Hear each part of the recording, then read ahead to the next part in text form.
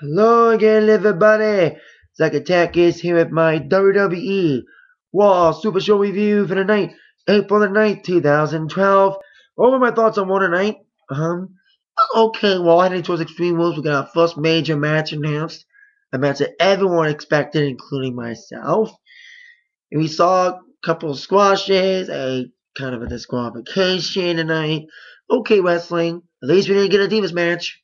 No Divas involved, thank goodness gracious. No Daniel Bryan yet again on this week. So there you go with that. Well, at least not even appearing no wrestling. So there you go. Decent Raw. Okay, well, heading towards Extreme Raw, especially towards a match ever expected involving Brock Lesnar and John Cena. Of course, we saw last week the return of Brock Lesnar attacking John Cena. Well, tonight we kick things off with the returning Lesnar coming out to the orders of John Laurinaitis, who apparently, storyline-wise, is the one that kind of brought Brock back into the mix.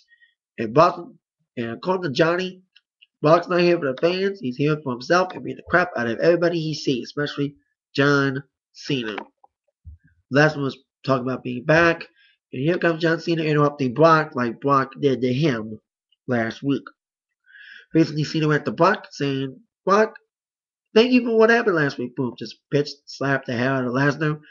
And then Lesnar took Cena down, beat the crap out of him. Apparently, I think Brock didn't get the memo that not only was he not in UFC anymore, but this ain't TV 14 WWE. You can't make somebody bleed anymore because it's TV PG. You gotta be kid friendly, family friendly.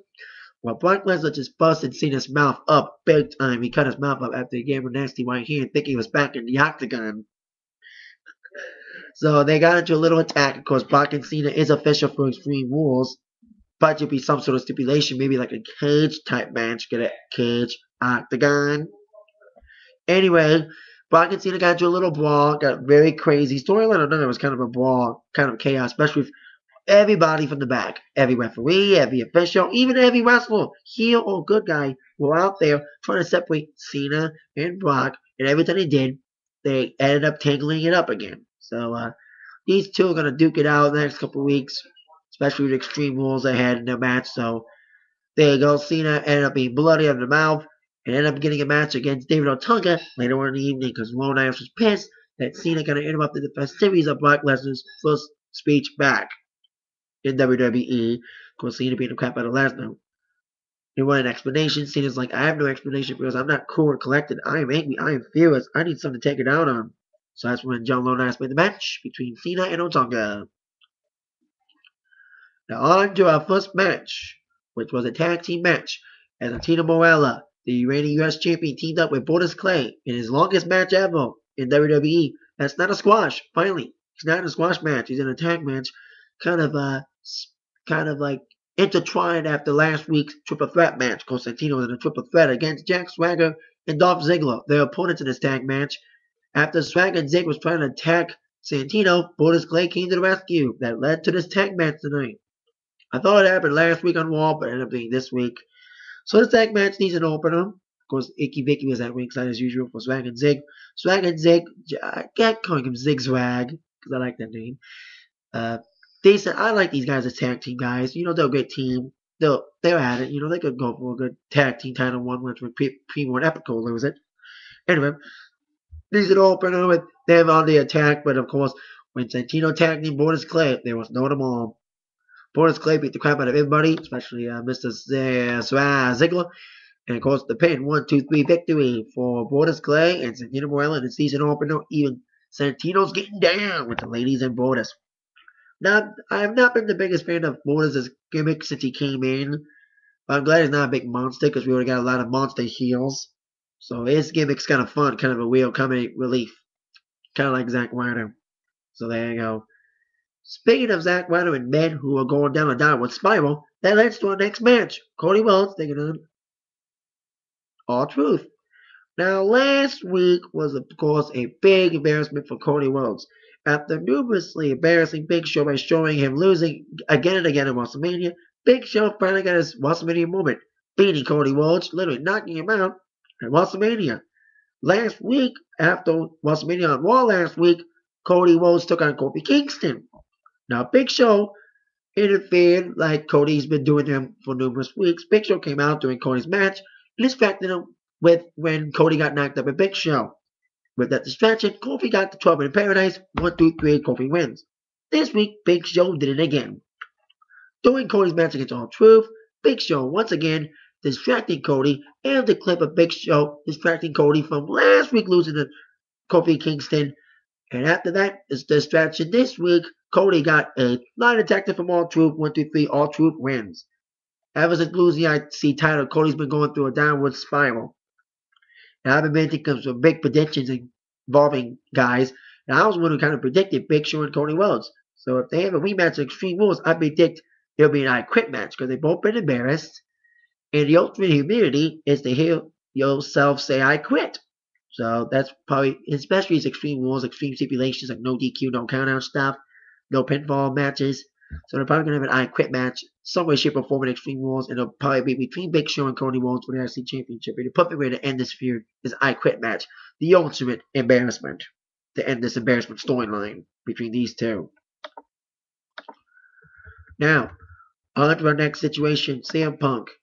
After last week's debacle with Mark Henry, he was set for a rematch against Mark Henry.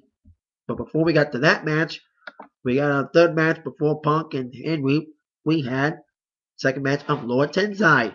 Now, last week, Lord Tensai, aka Albert, aka A-Train, debuted / returned to WWE, beating the shit out of Alex Riley. Well, it happened again this week. Beat the crap out of Yoshitatsu. Last week, it was a referee stoppage for the match against AY, beat the crap out of AY. This week, it was the same situation. He just beat the crap out of Yoshitatsu. It was another referee stoppage with his nasty, dangerous moves. Another dangerous squash for this. Now, I know they're trying to make Lord Tensai legitimate, but it's tough to make him look legitimate when you, one, make him win by referee stoppage, not by pinfall or submission. And it's hard to make him look legitimate, especially with people still chanting his own name. Albert chants, and A-Train signs too. And you know you can't separate his own name. You know what I mean? So it's hard to do that. But still, people like me are going to still call him Albert or A-Train. So it's kind of a hard time to make him look legitimate as his Lord Tensai character. He's been very vicious in his matches against AY and this week Yoshitatsu. But make him win legitimate by a pinfall submission, not just by beating the shit out of a guy so much you have to make a referee stoppage. So there you go. Now on to CM Punk against Mark Henry. Before we get to that match, Punk, of course, had one thing on his mind besides Mark Henry. Of course, Chris Jericho. After his initial count-out loss against Mark Henry last week, Chris Jericho came out and added insult to injury by putting alcohol on Jericho, with Jericho spilling whiskey, Jack Daniels, all over Punk's body, and even nailing Punk in the head with a bottle of Jack. Adding more to the storyline between these two. But Punk's like, Jericho going to this whole spiel about being emotional about the memories, being brought back after Punk kicked the crap out of him last week with the bottles, spilling whiskey on him, being straight edge, being a decision of his own. And then Jericho came on the screen talking about, the alcohol thing, but thinking, hey Punk, are you having a hangover? You're acting tipsy. You're looking green. You're not seeing Punk. You see him drunk. So, because Punk was so bad, he wanted to beat the crap out of Jericho, but he couldn't. Of course, he had Mark Henry to contend. Now, last week, as we all know, Mark Henry won by countout. This week, disqualification. CM Punk had an early going because he dragged Mark Henry out in the ringside area, nabbed him with a television monitor, causing disqualification. Because Punk was venting his frustrations. He was about to throw the monitor at Mark Henry, and here comes Jericho's music.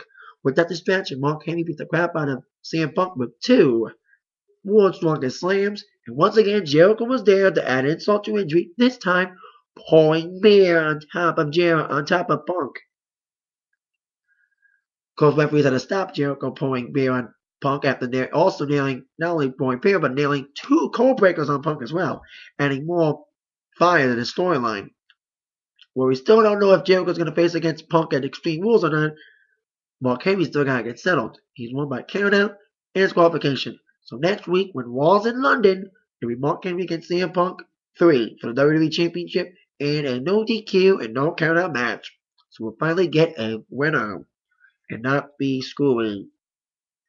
Speaking of screwy, On our next segment, our guest stars for the night were the Three Stooges, stars of the upcoming movie. I know they have guest stars on here, but this is probably the worst reception put for guest stars in a while. Of course, Santino was trying to find them, and he did. And Three Stooges came out, and they got their asses booed out their building. They probably get louder boos than John Cena. You think Cena gets booed bad? Just imagine how much people booed the hell out of Three Stooges. And although Will Sasso did his best Hulk Hogan impression, it was Kane spoiling the fun, choke slamming Will Sasso, aka Curly, from the Stooges, and making everybody who hated the Stooges skit and wanted real wrestling happy. But unfortunately, they were unhappy when John Cena came out for a main event. John Cena taking on David Otunga in a main event because we mentioned punishment by Lord Lennox after Cena did what he did to Lesnar earlier in the evening. Typical Super Cena match. Nothing much to say. Otunga trying to be grabbing Cena for a bit because Super Cena came out, Final Knuckle Shuffle, kind of a mini squash match. Got the Final Knuckle Shuffle, then the FU, and the Attitude Adjustment, 1, 2, 3. I also forgot to mention Zack Ryder was in a match. I need to mention that before I mention anything more with John Cena and even though I'm talking to mention Zack Ryder. I told you about Cody Rhodes having a downward spiral. Zack Ryder is too. After getting low blow by Eve and losing the base last week at WrestleMania and Raw, this week Zack Ryder was against Alberto Del Rio. Another squash for him because Alberto is going towards Sheamus in the Raw title situation.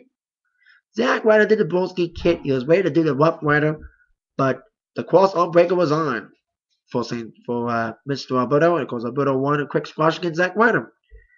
Zack gonna do downward spiral as much as Cody, so there you go. Alberto wins by the cross arm breaker on Zack Ryder. Now back to our main event. John Cena, of course, beat David Otunga in a typical Super Cena match.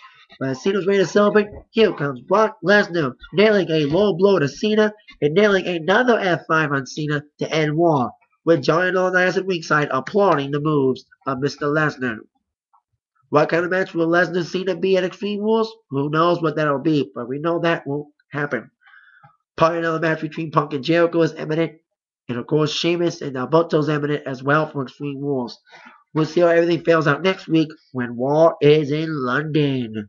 And of course, the next week will be the 3-hour Raw in Detroit, which I will be at. So there you go. That was it for my Raw review. Comment your thoughts below. Are you happy Lesnar's back beating the crap out of Cena? Comment your Raw thoughts below. Like this video, subscribe to my channel. Thank you all very much for watching. With that in mind, you have all been attacked by the review thumbs up. Thank you all very much. Have a great night. See you all later. Yeah.